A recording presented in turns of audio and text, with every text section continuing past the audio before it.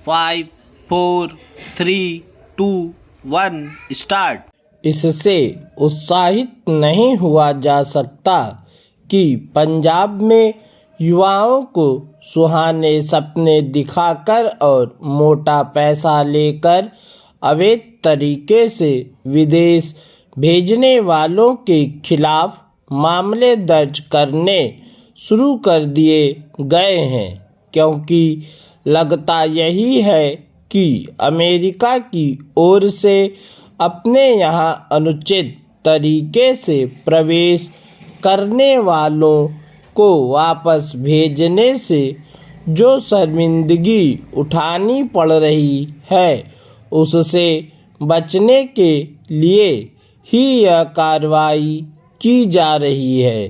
पंजाब में युवाओं को अवैध तरीके से विदेश भेजने वाले बीते कई वर्षों से सक्रिय हैं, लेकिन कोई नहीं जानता कि इसके पहले उनके खिलाफ कोई कार्रवाई क्यों नहीं की गई। ऐसा भी नहीं है कि यह किसी से छिपा हो कि हमारे युवा अवैध तरीके से विदेश भेजने वाले ट्रैवल एजेंटों की ठगी का शिकार बन रहे हैं। यह बार बार सामने आ रहा था कि पंजाब, हरियाणा और गुजरात में युवाओं को अवैध तरीकों से पश्चिमी देशों में भेजने वाले तथाकथित ट्रैवल एजेंट बेलगाम होकर अपना काम कर रहे हैं, लेकिन न तो इन राज्यों की सरकारों ने उन पर कोई शिकंजा कसा और न ही केंद्र सरकार ने इसकी चिंता की कि ऐसे तत्वों पर लगाम लगे। यदि अमेरिका अपने यहाँ अवैध तरीके से घुसे लोगों को हथकड़ी बेड़ी लगाकर वापस नहीं भेजता, तो शायद अभी भी सरकारों की नींद टूटने वाली नहीं थी। यह ठीक है कि अमेरिका से अवैध प्रवासियों की वापसी का सिलसिला कायम होने के बाद केंद्र सरकार इसके उपाय करने जा रही है कि दूसरे देशों में नौकरी के इच्छुक युवा वहां जाने के लिए अवैध तरीके न अपनाएं। लेकिन सच तो यह है कि वह भी इस बारे में समय रहते सक्रिय नहीं हो सकी। कम से कम अब तो उसे गंभीरता दिखानी ही चाहिए, क्योंकि अवैध प्रवासी देश की बदनामी का कारण भी बन रहे हैं।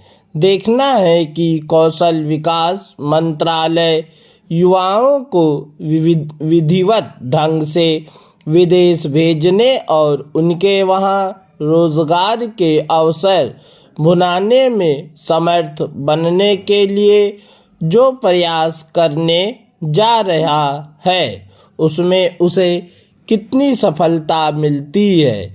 यह प्रश्न इसलिए क्योंकि तमाम संभावनाओं के बाद भी अभी तक इस दिशा में समुचित कदम नहीं उठाए गए।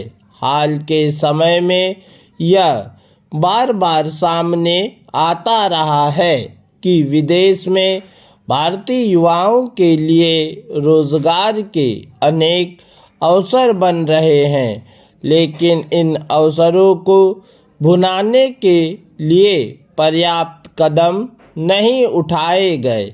कम से कम अब तो ऐसा किया ही जाना चाहिए। इसमें सफलता तब मिलेगी जब हमारे दूतावास और उच्चायोग यह देखेंगे कि भारतीय युवाओं के लिए किस देश में रोजगार के कैसे मौके हैं। यह देखने के साथ ही इसके भी जतन करने होंगे कि हमारे युवा विदेश में रोजगार हासिल करने के लिए आवश्यक योग्यता दक्षता से भी लैस हो।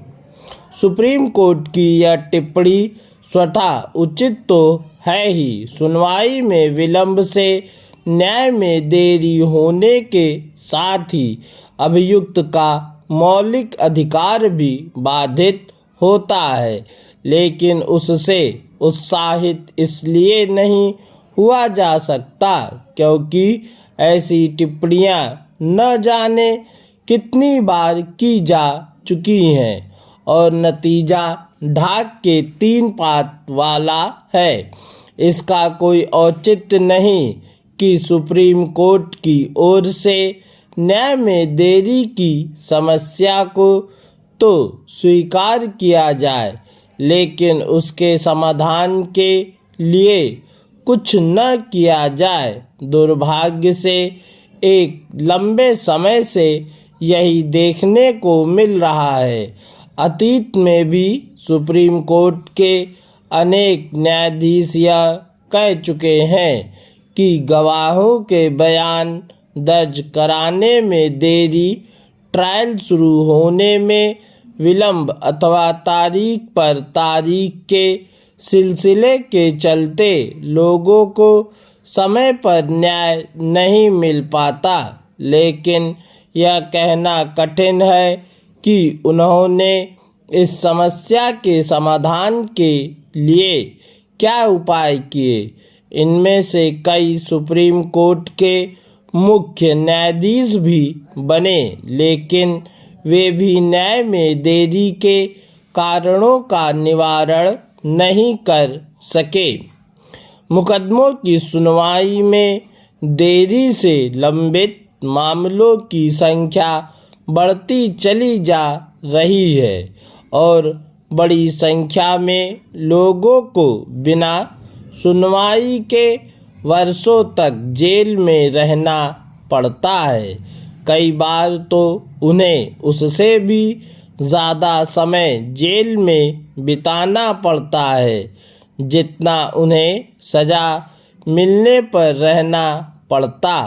तथ्य यह भी है कि मामलों की सुनवाई में देरी से वे अभियुक्त भी जमानत पर बाहर आ जाते हैं जिन्हें जेल में ही रहना चाहिए। क्या यह किसी से छिपा है कि आपराधिक मामलों का सामना कर रहे पूर्व एवं मौजूदा विधायकों और सांसदों के मामलों की सुनवाई में इसके बाद भी देरी हो रही है कि उनके मुकदमों के निस्तारण के लिए विशेष अदालतों का गठन किया गया है। जिस तरह सुप्रीम कोर्ट के न्यायाधीश समय समय पर सुनवाई में देरी को लेकर चिंता जताते रहते हैं, उसी तरह सरकार में शीर्ष पदों पर बैठे लोग भी आखिर आम जनता इन चिंताओं का क्या करे, क्योंकि उसे तो कोई राहत मिलती नहीं दिखती।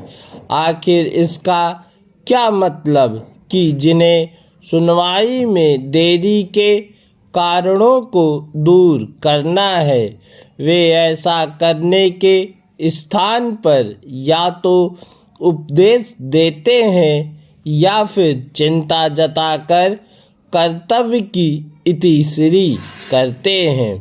बेहतर हो कि न्यायपालिका, कार्यपालिका और विधायिका के लोग यह समझें कि समय पर मुकदमों का निस्तारण न होना वह गंभीर समस्या है जिसका समाधान करने की जिम्मेदारी उनके ही कंधों पर है।